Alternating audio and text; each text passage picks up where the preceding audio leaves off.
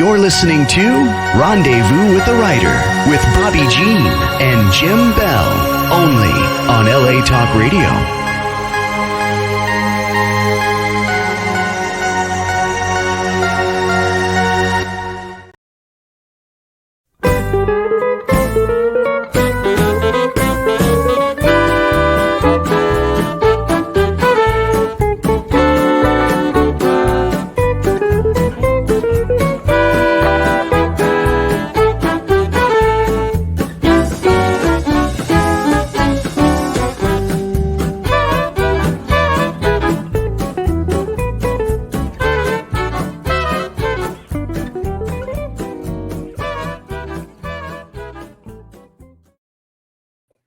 Welcome to Rendezvous with the Writer, where readers and writers meet. And story is everything. We're your hosts, Jim and Bobbi Bell. And our opening music was Hot Texas by the Hot Texas Swing Band. We're so delighted that you're with us again this week. We have another really great show. Who's our guest tonight? Special guest, Vince Pinkerton. Yes. And here he is. Welcome, Vince. Hi, guys. Thanks for having me. Hi. Hey, great. You have a little something? I have a short bio. Okay. Vince Pinkerton is a video producer, writer, and director, currently living in Nashville, Tennessee. Vince is also a self-published author with 2 books now available to readers. The Devil Plays 6 Strings and Right The Devil here. and the Dance Hall Girl. Yes, and the devil, let me get a good shot. The Devil and the Dance Hall Girl. Marie's life is a living hell. Oh. No. And the devil plays 6 strings begins in 1930. These are 2 riveting books. They connect together in many, many different ways. And I will say, as a reader, that I read The Devil and the Dance Hall Girl, and you read the other one. You 6 read Strings, The Devil and 6 Strings. Yes. And the opening to this book had me on the edge of my seat from the very first couple of words. And at one point, no spoiler alert, but at one point I was reminded of the tension that I felt as a watcher of the Sergio Leone film Once Upon a Time in the West. There's an opening scene that takes place at a railroad station. And I know as a viewer, I just got more and more and more anxious. And that's how this book, but I had to keep turning the pages to find out what was going to happen. I love it. Thank you. So we're so delighted to have you with us. Vince, did you have a question to get us started? Yeah, it was a short bio, Vince. Just give us a little more info about yourself, would you please? Well, I am a lifetime Nashvilleian, one of the few left. I've been here since the day I was born, never wanted to leave. I'm actually a television producer here in Nashville. The thing some people may know is a show called Pearlie's Place on the RFD network. That's about our biggest thing. But we've had some different Christian programming that has been syndicated literally around the world, a show called Cheyenne Country. We also run the entertainment television streaming service, and just anything else we can get our hands into. So. Well, that's good. That's good. So have you always been a writer? To a point. I wrote a lot in college, just short story work. There was a small publication I was a part of, and I enjoyed it. But I never thought that would be something that I would try to do on a professional level. It was just something that was fun. And then in television, I've always been on the production side of it. So I did write commercials, short television programming, infomercials, and I'm also a bass player and have been a musician for most of my life and a songwriter on that end. So always writing little stuff. But it wasn't until the idea for 6 strings hit me that I tried to do something of any length. Yes. So why don't you tell us a little bit about, I'm holding the book up, The Devil Plays 6 Strings. Tell us how this book got started in your imagination. Well, it's a little bit of a long story, but I have a gentleman that I do a lot of work with, and probably 5 years ago, after a business meeting, we were sitting around having lunch and got to talking about movies, which is something he and I both have a lot in common, our love for movies. And he brought up horror movies and started telling me what he thought made a good horror movie, and he had quite a few things in mind that he thought would make a good horror movie, things that have to happen. And in that conversation, he came up with an idea of what he thought would make a good horror movie. And me being the person I am, I got home and got to thinking about his idea. And I said, well, if the man wants to make a movie, then maybe I should try to write this movie. And I sat down and started trying to write a script based on the ideas he had. And what I came up with was absolutely terrible. I mean, it was just horrible. I couldn't get into it. I couldn't get it to make sense. But that spurred the writing bug in me. I thought, I really want to try this something longer writing wise. So I gave myself a test. Don't know where I came up with the idea, but I decided to sit down and try to write a conversation between two people, one of whom could only speak in Bible verses. And it was conversational. This wasn't going to be a person preaching to another person. This was just going to be a conversation, but all of the answers for the one person had to be in Bible verses. Sit down and did a little bit of research, took a little time, but I did it. I came up with this thing, and I showed it to my wife, and she didn't think it was terrible. I want to know what I would do with it. And I said, well, I have no earthly idea. But I had it. And the more I thought about that, I wanted to know why the one man was speaking in Bible verses. Why is he stuck with that? And I just started building the idea around that. And all of a sudden, the man who was speaking in Bible verses, in my head, he had a name. It was Elijah Parker. He was an older black man. He was in the South in that case in the 50s. And I just kept, I wanted to build on this. I wanted to build on that idea. And that's where the book came from. And if you've read the first book, then that conversation is right in the middle of it. As I wrote it that day, it is right in the middle of it. But I just built the story one way and then the other. Actually, I built it from that conversation to what is the end of the book first, and was really into it and thought, okay, this is good, but it's too short. We got to go the other direction. So I started working backwards from there. Are you a student of the Bible? I would think that, coming up with all the scripture, you obviously had to have a lot of it in your head to start with. I am a lifelong Christian. I've been in church my whole life. To say I'm a student of the Bible, no, sir. Okay. No, sir. I'm one of those good Christians that goes to church every Sunday and reads what I have to. But this was a lot of research. I knew what I needed him to say, and I would go out on the internet and try to research. I would put the question in he was answering. What does the Bible say about this? And you'll find if you're doing that, there's a lot of sites that will give you multiple verses that, we're talking about. Let's say we're talking about fire or something. What does the Bible say about fire? And you'll get a site that may give you 50 verses. Wow. And then doing that, I kind of went through and tried to find the verses that fit conversationally. And also, the other thing I did to put that on me is all of his stuff comes out of the King James Version, because that's what a man of his, well, he's an African-American man, but a man of that time, that would have been the Bible they were using. Right, yeah. So, if you want to try to do it out of one of the more modern translations, it's really easy. Right. But go back to the these and the thous, and it gets a little harder. Well, and it would also be the form of the Bible that would have been passed down through families. Yes, absolutely. So it wouldn't be unusual, even if you had a more contemporary version. There'd be the older version if it was a part of your family's history or part of your family's legacy. So interesting. What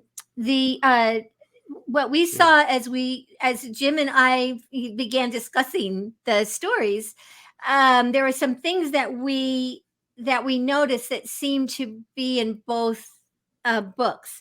Music certainly plays a role, and you've just shared a little bit about your music background. How does music? We don't want to do lots of spoiler alerts tonight. Sure. listeners, you want to read these books, and even if we say something that we shouldn't have said, don't let it. There are so many twists and turns and surprises. There isn't any way we're going to give much away tonight. How does music play an important role in these books? It's an underlying character that runs through both books. You're not going to see, well, I can't say that. It's an underlying character that runs through both books. In Devil Plays Six Strings, Elijah just has his guitar. It's part of what makes his wife fall in love with him, that he plays, that he sings, and it becomes the way that Mr. Give, who, if you haven't figured out at this point, Mr. Give being the devil, gets him intertwined into a contract. At one point, when Elijah's at his lowest, Mr. Give, the devil, comes up to him and says, "Hey, if you'll just play a little guitar for me, I'll give you everything you've ever asked for. I'll give you, a house. I'll give you a place to raise your baby, food on the table, a little money in your pocket. I'll even give you a woman to help you raise that baby. Just play a little guitar for me." So it runs through that it's just part of the threads of the book. I also wanted the title, The Devil Plays Six Strings. That's not just a musical reference. I wanted those six strings to represent the different paths that he takes to intermingle, to twine everything together. So it kind of plays in there as well. And then when you move into Dance Hall Girl, there's a character named Joe who I fell in love with when I wrote him. Yeah. Great guy. And his whole thing is he's trying to get to Nashville to be on the Opry. Yeah. Nashville's Mecca. To him it is. Absolutely. I could only get to Nashville. And then you had an interesting observation about walking. Oh. Yeah. I was thinking, I said to Bobbi, I said that I'm thinking that some of this took place in Mississippi, and I'm thinking Elijah and Happy, his son, they must have walked every single dirt road in the state. Pretty much. Back in then, now I suppose some of those roads are paved over now, but well, there's a lot of walking along dirt pathways. Marie does near kind of farther in the book of Dance Hall Girl. She walks along also dirt roads, and they're often followed by a car on those dirt roads. They are. The walking is on purpose. Because these books are journeys for both of the characters. Right. They're journeys, and they're hard journeys. And the hardest way to get anywhere, in my mind, is to walk it. Yeah. And even like in Dance Hall Girl, there's when the minister is giving her a ride to try to get to where she's going. Even then, the car breaks down. I mean, and she ends up having to walk. It's definitely purposeful that they walk a lot. And then there's food. Oh my goodness, Marie makes the very finest fried chicken of anybody. But we have wanting food, lack of food, abundance of food. Do you like to eat? Are you? You can only see me from here up. If you saw the down half, you would know I'm a big fan of food. Food is also a love language to a lot of people. It is. There's that scene between Mrs. Jones and Marie in Dance Hall Girl, where Mrs. Jones, who's known for the best fried chicken in the area, makes it for Marie, and then Marie shows her how to make it just a little bit better. And one of the scenes that I did find myself laughing, which just tells you that these books, there is also humor that runs through, is that wonderful breakfast picnic, Marie and Pastor Mike. Pastor Mike, yeah. And he figures, how can I screw up, making coffee over a campfire and fresh fruit. And but he does. And it's really it's such an endearing scene, and to see Marie actually mirthfully laugh, and both of the characters have a wonderful time, even though the coffee's horrible and the fruit is wax. It doesn't matter, right? Right. And that is the first time in Dance Hall Girl where you see her let loose, where you see her enjoy her life. Yeah. Yeah. Um, we also picked up on interesting, I'll say, family connections or loss of connections or Well, I want to interrupt you on one thing while we were yes. talking about food. Yes. You missed one. Oh, Both books talk about ham soup. oh yes, I do talk They about do. Ham soup with stale bread. with stale bread. And honestly, I wrote it and I forget what the French term is. It's like garbon or Yeah, yeah. something like that. Yeah, So that was another one I kind of wove into both of them. you did, because that was from the shop owner, the little restaurant owner that gave him a bone. Right. Of course, when I'm reading this, I'm thinking, is this bone for a dog? Is there any meat on this sucker? You know, but I guess there was. Just enough for a little soup. Yeah. But we were saying too, family connections, loss of family, families Mhm. created through other types of relationships. There's just family is woven through both books, we Yes, would very say. much so. Yeah. Yeah. Very much so. Yeah, it was and it's important in both for different reasons. One, the family line in Six Strings is there so that you understand why Elijah is willing to make the deal he makes, because this is for his son. And then there's a flashback in Six Strings where Elijah is remembering the story his father told him about his grandparents and how his grandfather was killed. And that there's just to solidify that family. And that's also why, again, we don't want to give too much away, but what first brings Elijah to the church, to St. Castulus Church, is such a hard thing for him. And then, but in in doing that, he gains a family. Yes, he You know, does. he gains a family, and then that family love for that family is also why he leaves when he sees that particular family. True. So yeah, That's family true. plays a lot in it. In Dance Hall Girl, family is a different type of story. You start out with Marie in a happy family, working in a stagecoach depot in the prairie, and something terrible happens that she's the only one that walks away from. But then she discovers and finds a new family in the strangest of places, and that being a brothel in Animas Forks, Colorado. But yet it's family. You know, It is. she, Yeah.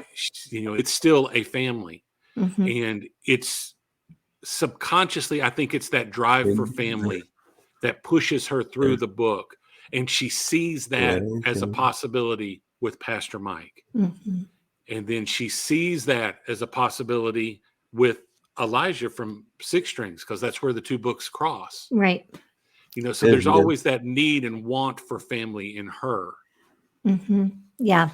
She's a really interesting character. Now, you start Dance Hall Girl, Devil in the Dance Hall Girl in Wyoming, 1870.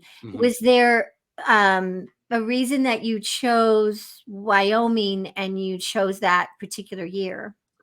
Well, I wanted it to be just post Civil War, because I love Westerns. I love TV Westerns, and the ones I like seem to fall in that period.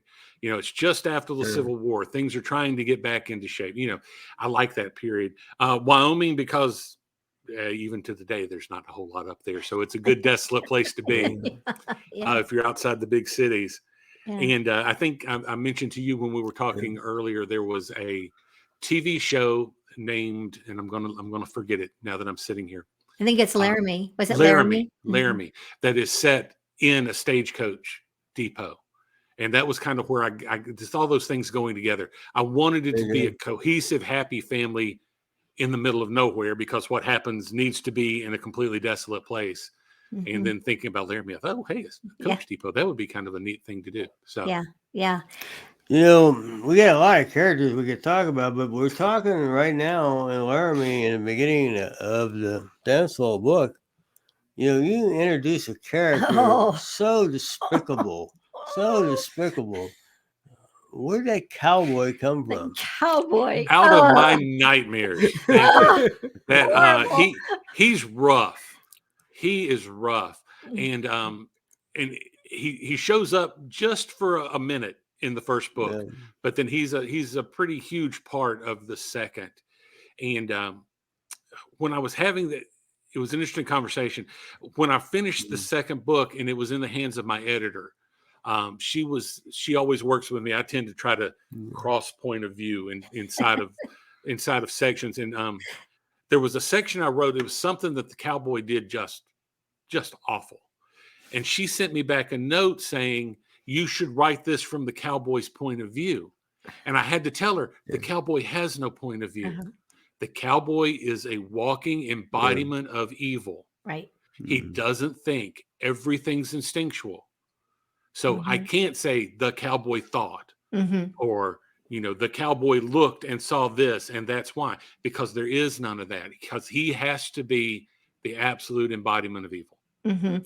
I wondered, we kind of were talking about them as a triad. We have Mr. Give, and we have the cowboy, and we have Apollyon.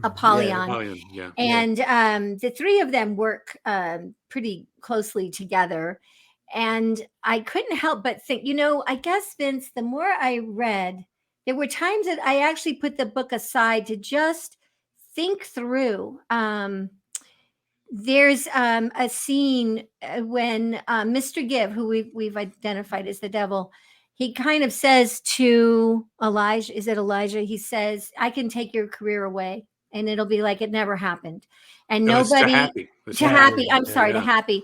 And nobody will remember you. Nobody will, it'll just disappear. And I actually put the book down for a moment and I thought, now if he really makes that happen, what about all of those people that had jobs where Happy performed? What about all the people that met and fell in love at the concerts that he performed in? If his whole career disappears, even though he's still here, he's still a man, he's still living, he's still here, but it disappears, then how many lives are impacted by that decision it's just smoke and mirrors? And then I thought, oh my gosh, how many people do I cross on the street that have contracts with the devil that I don't? Yeah. And it's a good point. It makes you wonder sometimes. I've known a few that I thought maybe had. Another thing I try to do in these books, and throw this out there, I've had some people refer to these as Christian literature. They are and they're not. I tell people, I am a writer who's a Christian. I'm not a Christian writer. And there are two distinct differences in the two. So these books have a Christian storyline through them, because if you're dealing with the devil, that's kind of where you got to be. But in doing that, I also tried to make a subtle point that a lot of the things that Mr. Give does and stands for can be looked at as the same thing that sin does in people's lives. Yeah. So that point where he has that conversation with Happy has become very famous. He's become larger than life. He's enjoying he's enjoying it. Let's put it that way. And how many musicians do we know that had enjoyed the sinful nature, the drugs, the alcohol, the women, and have destroyed them to where they don't have a career anymore? And so there's that's a little subtle run in there, but that's kind of where some of that comes from as well. And I get that. I think as we understand that this is another thread, once we really identify who Mr. Give is and that he is a liar, that was also, I know that about the devil, but again, many times I just sat and I just sort of thought about that, because I thought about it from the writer, like as the writer, knowing that this character is a liar, then was that fun to write him? And was it fun to let your mind kind of go like, okay, I can write this scene, but he's a liar, so this scene doesn't really happen. Oh yeah. Oh, that's definitely fun. It's fun to look at a situation where I know something needs to happen. I know something, well, usually it's something bad. Something bad is going to happen. but it comes at the hand of Mr. Give. So I have to make sure Mr. Give presents it as a positive, not a negative, knowing full well I'm going to promise, as Mr. Give is going to promise somebody something great in order for something bad to happen. Mm-hmm. So yeah, it's a fun little twist. It works your brain a little bit to work through it. Of course, all our characters think he's telling the truth. Well, so of course. Well, yes, they think makes he's the telling story, you know? Yeah, yeah, and he's not omnipotent. He can't. He really only knows what they say to him. Yes, Then true. that's kind of a major difference between, say, he and God, is that he can only go by what. Right. The way I play it is, if you have a deal with him as Marie makes her deal, then he can get in her head. You know, there's points where she tries to hide some things and he still finds out about it. But as general, as the world in general, no. You know, that's why he has these people working for him. He's trying to force things to happen, but he can still be surprised. Oh, yeah. Yeah, he doesn't like to be surprised. No. I asked a question about a minor character, but he's important in a timepiece in the book. Very important. And that's his father. That's Elijah's father-in-law, Jesse. Yes. I picture this guy about 9 foot tall, you know, and about 3 foot wide. He is a big guy. Yes, sir. And he would scare any potential suitor away, I would think, without any problem. And I think he probably is glad he can do that. Yeah, Jesse is that strong father figure, physically as well as emotionally, a strong father figure. And I think he becomes an influence on Elijah. Yes, he does. You know, and then I think that again feeds into that family, the idea of family in the books. And I mean, Elijah at one point compares him to his own father and grandfather in that same flashback scene. It reminds him, seeing Jesse's love for his family and protection of his family reminds him of what his family was like. We're going to take a very brief break, and we're going to take a look at a place that we have, that where many of the books can be found of the guests of Rendezvous with a Writer. Let's hear a little bit about Out West Shop's bookshop on bookshop.org. Story is everything. Find a great one on Out West Shop's bookshop. Go to outwestshop.com. Find books and CDs on the menu. Choose Shop Out West on bookshop.org. Browse through featured authors on Rendezvous with a Writer. Explore curated book lists and our featured picks. Add in note cards, calendars, and jigsaw puzzles. One-stop shopping for great gifts. Use the search box to find thousands more titles. Make the switch. Your purchase supports us as independent booksellers. That's our story. Welcome back to Rendezvous with a Writer with special guest Vince Pinkerton. And I have a special announcement. I'm just going to take a moment. We have a friend, author Bill Wilbur. Short Stories Wanted. This could be you, Vince. Bill is planning a series of anthologies about Old West outlaws, and he invites all writers to submit stories they feel would fit. He is seeking specifically at the moment submissions of traditional Western short stories about Billy the Kid. Billy remains one of the most polarizing figures of the American West. Was he a Robin Hood, or was he a killer? Was he a romantic? What's the truth of Billy the Kid? Perhaps he was something in between. Stories should be no longer than 5,000 words, and deadline for submission is August 1st this year, 2023. And when I get off the show tonight, I will post a link to Bill's information on our Rendezvous with a Writer Out West Facebook page. But this could be really fun, and we're hoping that Bill will get a lot of submissions. He's a great author, and we're excited for this opportunity. So check out our Facebook page later this evening. And we're back with Vince. All right, we're back. We're back. Did you have any other character we want to talk about before we ask the process question? We have a few characters that you get killed off. Yes. And is that difficult as a writer? How do you decide? And how do you decide how to have it happen?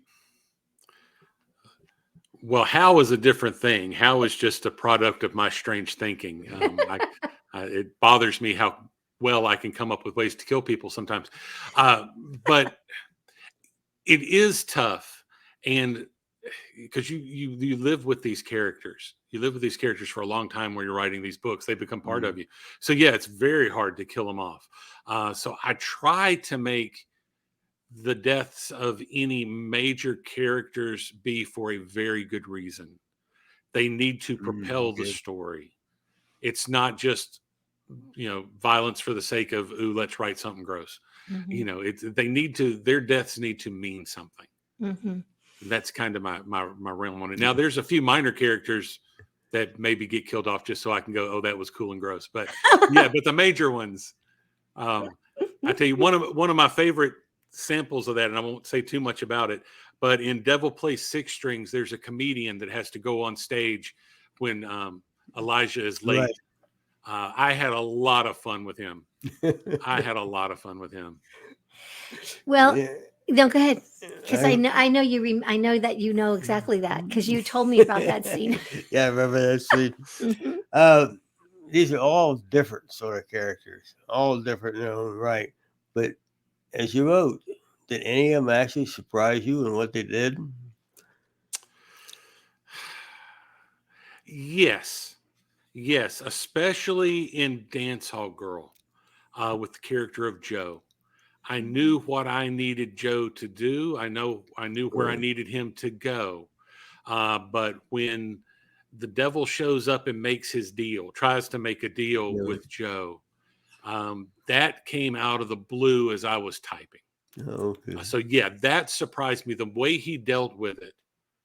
And we won't say much more than that, but the way he deals with with an attempt to get him to sign over to the devil, that came as a surprise to me. There's another minor character, and he's so minor I'm going to forget his name at this point, but he's the blacksmith in the little town that Marie's cafe in Skullbone. Yeah, the blacksmith. His character up one side and down the other was a surprise. He surprised me when he stood up and started singing with Joe. And from there, I loved him. So I knew I had to do something. But he's another, like Serafina's father, he's another big personality, big, huge human being.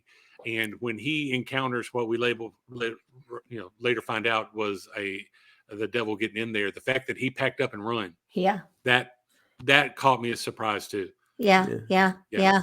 Do you, as an author, there are some, characters that are shared between books, but you also have some minor characters. Do you kind of keep track of the names of your characters and, whether they're still alive at the end of that book, or, do you forget and you bring a character back that, I do forget. Unlike a lot of authors, I don't outline. I have no plan for these books when I start writing. I start writing, I'll let the story take me where it goes.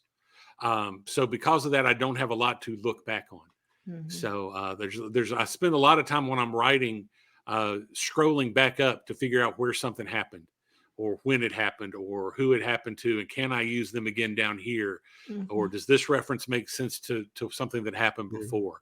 So yeah, there's a lot. I also like certain names I'm discovering, and I'll use the same name for two characters, and then I have to go back and think of another name. But that's just me and my scatterbrain way of thinking. Yeah. No, go ahead. No, go ahead. There's a scene with Marie. I think she's with Apollyon, and he shows her a version of, I guess I'll say hell. I don't think he calls it that, but he shows her what would happen, if she doesn't comply. He refers to it as the welcoming committee. There you go. And I remember years and years and years ago reading Dante's Inferno, and it's not really Dante's Inferno, but it's that same, you take us on this flight with her, and we feel what she's feeling, which is terrifying. It's like, where did that vision of that place come to you? How did that come to you? Again, out of nightmares. I sat and I tried to think what would be the most frightening thing if I were to be dropped into hell. What would scare me most? And I tried to put that into words. And I hope I got there. Yeah, you did. And I tried to. There's pain involved too. That's not burning. We'll leave it at that. She has a tour guide, I guess we could call it, in the big animal. But and that is part of an ongoing thing in that book as well. For Marie to do what Mr. Give needs her to do, she has to be torn down. And that's what happens in her childhood, what happens to her parents, then what happens at the brothel. Those are there to kill her will, to just tear her down, so that when he makes his presentation, she's happy to jump at it. Yeah. And that visit to hell is in a part of the book where she's becoming self-confident again. She's arguing more. She's fighting for position. And he has to tear her down. Yeah. It's a gripping scene. I know you have at least one or two more questions that you want to ask. We're talking about these horrific scenes and what goes on. How do you stay detached from these things? I mean, do you get into them too much and think, oh my goodness, I gotta go take a break? There's a few times I walk away. I just step back, and sometimes it's because I'm too deep into it. Sometimes it's because I'm afraid I've gone too far and I need to step back and rethink it. Part of what keeps me from do that is the way I write. I don't sit down at 10 o'clock in the morning and write till 5. Okay. I run a business. I run a production company. So writing is my escape from real life. It is my creative outlet when sometimes my job is not as creative as I would like it to be. You would think television production is always creative. Right. Yeah. Sometimes it's, so a lot of times I'll be working on a project on this screen of the computer, and I'll have my book open over here. Oh, okay. And when I need a minute from the job, I'll go write. And so there are days that I sit down and just write. I'm trying to find a day to do that now to finish the third book. But a lot of time it's bouncing back and forth. So that keeps me from getting too deep into my own head, I guess. What do you hope readers will take away from these books? I hope they just have fun with them. I try to make them fun. I'm not really trying to teach any great life lessons here. I hope they have fun with them. I hope it's an escape. Anybody that's read scary fiction, I'm a huge Stephen King fan. You don't go to a Stephen King book to learn a life lesson. You go there because you want to be transported into some really weird place and experience something completely different. And that's kind of what I do with these. You decided to self-publish. Had you done any research with, publishing houses, or did you just decide I'm ready to go? I was at the point of looking at publishing houses. I have a dear friend who lives next door to us, named Sue Buchanan. I hope she won't mind me calling out her name. Sue is a very well-known writer in her circles. A few years back, she does more consulting now, but I get her to read everything. After my wife, it goes to Sue because I trust her just completely. And I was talking to her about publishing, and she pointed out that my books are probably a little, or at least these two are a little too Christian for a secular publisher, because I do let that section work. But at the same time, they're probably too Christian for a secular publisher. That's interesting. And, so I'm in a weird space between the two.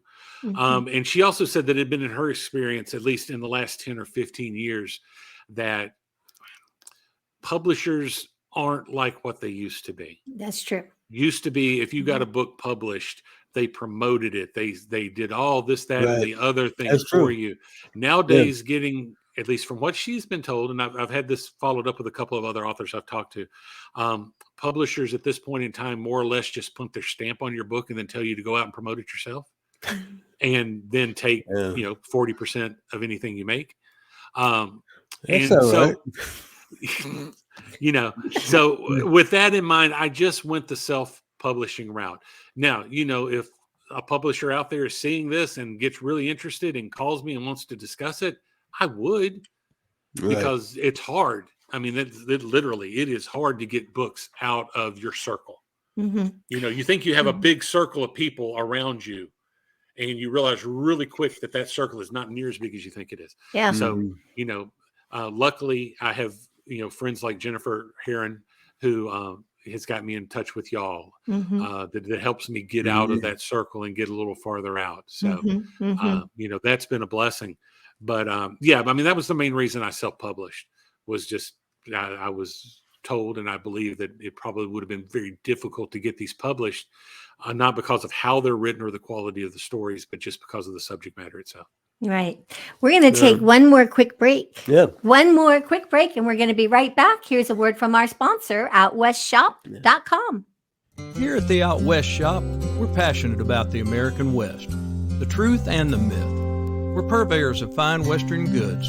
We scout for unique and distinctive apparel, accessories, home decor, and general merchandise that are a reflection of the Western lifestyle. We hunt for unique artisans and craftsmen who are inspired to create decorative art you can wear based on their own love for the story of the West. We round it up and bring it to you. Check out OutWestShop.com when you need anything Western. Welcome back to Rendezvous with a Writer. Special guest Vince Pinkerton. We've been talking about his two books, The Devil Plays Six Strings and The Devil and the Dance Hall Girl. So, Vince, where can people find these books? Right now, the easiest place is Amazon. They are available. I self-publish through Amazon. So they're available on Amazon. They're also on Kindle and Kindle Unlimited. If people would like, I'll throw this out there too. If people would like a autographed copy, a signed copy, they can reach me directly through the email devilplays6strings@gmail.com.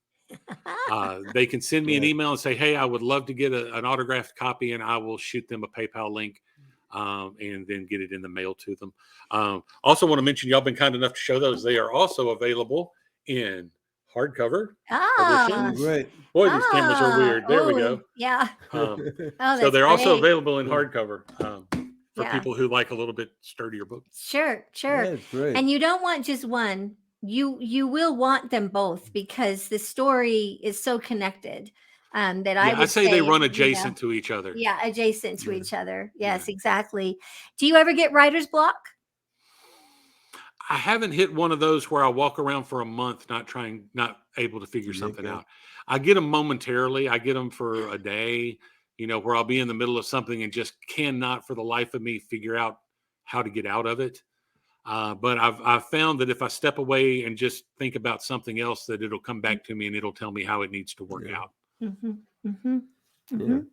you have tips for new writers, other writers? Just write. Sit down and do it. If you sit down and think about it, man, can I write? Should I write? How will it be? Then you'll talk yourself out of it. Just sit down and start. Yeah. Like I say, this all started because I was trying to write a script and it was terrible. And if I had just said, well, forget it, I'm not a writer, but just do it. That's the biggest thing. People say to write what you know, and I think that's part of it too. I've told this story before, and I'll bring it up here just because it meant a lot to me. When I finished Devil Plays Six Strings, which is about a black sharecropper in 1930 in southern Mississippi trying to raise a son in the midst of terrible racism and things such as that. Well, you're looking at me. What do I know about that? So I kind of pulled on some memories, things I had seen when I was younger, of how white folks like me, how I saw people treating African-American people. And I also produce a TV show called Dr. Bobbi Jones Presents for the Impact Network. And Dr. Jones is a superstar in Black gospel music. That's all you can say. Over 50 years on television, bringing gospel music, bringing specifically Black gospel for the most part to television. He was 35 years on the BET network. Now he's on Impact Network. And in the 10 years that I've worked with him, I've heard some things, A lot of times I'm the only white guy in the room, and they know me and they love me and they talk freely. These, his people talk around me, the people he worked with. Let me put it that way. I don't want it to sound like I'm saying anything else. The people he works with, they're free to talk around me, and I've heard some terrible things. And a lot of that is what led to me being able to write that part of that book. But at the same time, when I finished the book, my wife read it and she said, I think it's good, but you do realize you're a 57-year-old white guy. Are you sure you want to put out this book about, the trials and tribulations of African-American people in the 30s? And I thought, you're right. What, should I even be writing this? Am I whitewashing it? What do I do? So I took the book to Dr. Jones, and I said, he's in his early 80s. He lived through this period for the most part. So I took the book to him and I gave it to him and I said, Doc, I just want you to read this. I didn't say anything else. I said, I've been playing around with writing a book. Just read it and let me know what you think. No pretense to it. A couple of weeks later, I was at his house doing some work, and he said, I read your book. And I said, oh, what'd you think about it? And he said, oh, it was good. And I thought, well, that's exactly what you want to tell somebody when you didn't like what they did. You're not going to say anything bad, but you're just going, oh, it was good, and then walk away and do something else. And I said, okay, so I've got my answer. I don't know if I've offended him, but he didn't want to talk about it. So we just went about our business. And a couple hours later, when we're done, I'm leaving, and he's a very gracious man. He walks me out to his porch every time I leave. I'm just about to get in my truck, and he said, let me ask you something. And I said, what, Doc? I thought he was talking about the edit we were doing. I said, what, Doc? He said, how did you do it? And I said, do what? He said, how did you get it right? And I went, okay. And that there you go. Yeah, that led to about a 30-minute conversation. But I left there saying, okay, I feel good about doing this. And I've never told him, but if he had not said that, if there had been no more discussion, that book would have sat on a shelf and I would have been done. Oh my goodness. So this has been so wonderful chatting with you, Vince. Once again, we're talking with Vince Pinkerton, and the two books. The first, The Devil Plays Six Strings, and the book that runs alongside of it is The Devil and the Dance Hall Girl. And we're just so appreciate that you gave us your time tonight. Oh, I love being here. Thank you, guys. Thank you so much. We're going to just take a moment and don't go away. We're just going to kind of wrap the show. We're looking at the time on that clock. So let's see, Jim. Next week, our guest is Teddy Jones, and she is the author of Marva Cope. And we're looking forward to chatting with her. And let's see, we want to also thank Alex Dormont and the Hot Texas Swing Band. And you have a couple of quotes as always. Yes, what have you got for us tonight? From the book, The Devil Plays Six Strings, spoken by the character Happy. My pappy had a verse he used to quote all the time. He'd say, watch and pray that ye enter not into temptation, for the spirit is willing, but the flesh is weak. And from The Devil and the Dance Hall Girl, spoken by the character Joe. He was a murderer from the beginning, and abode not in the truth, because there is no truth in him. When he speaketh a lie, he speaketh of his own, for he is a liar, and the father of it. Oh my goodness. I can't wait for book 3. Thank you so much for being with us tonight. And thank you once again, Vince Pinkerton, for being our special guest. And let's see, what's our final comment? It says, remember, it's always a great day out west. See you next week.